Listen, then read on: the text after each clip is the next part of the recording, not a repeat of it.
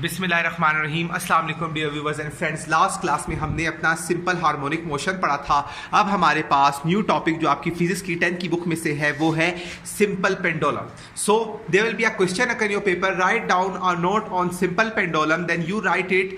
Eight first I will clear a concept about you. What is simple pendulum? The simple pendulum is consist of a single isolated bob. ठीक है, जैसे आप देख रहे हैं कि एक बॉब होता है, ठीक है, एक स्ट्रिंग से अटैच हुआ होता है Bob, suspended from a frictionless support bye a light in extendable string. ठीक है, ये लाइट इन एक्सटेंडेबल स्ट्रिंग से, ठीक है, ये एक घूमने फिरने वाली स्ट्रिंग से क्या कहते हैं, जुड़ा हुआ होता है। In equilibrium the pendulum head state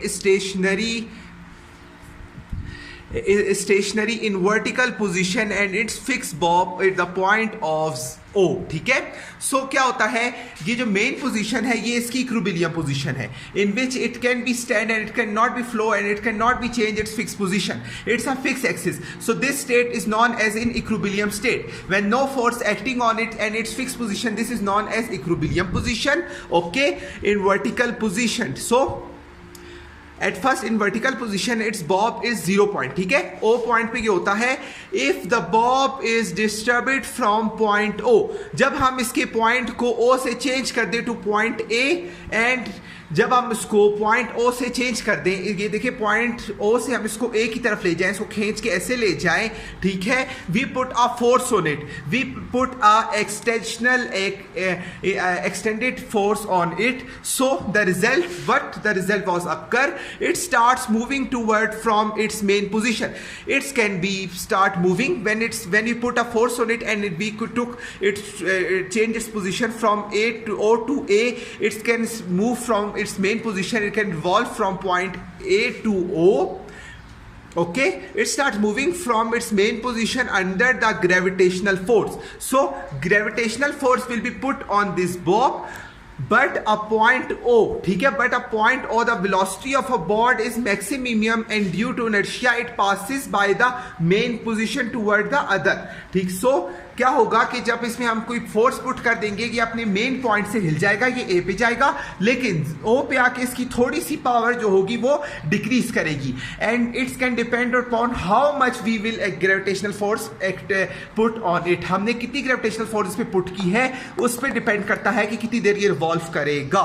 okay, so but now the velocity of a bob decreases and become 0 as it reaches at the point B. When it can reaches the point B, so when it reaches the point B, its gravitational force will be decreases and it become its velocity become the decreases. Okay, so simple pendulum, if the question occur in your paper, write down the note on the simple pendulum, then you can easily answer it. Simple pendulum consists of a single isolated bob extended from a frictionless support of a light in stable string.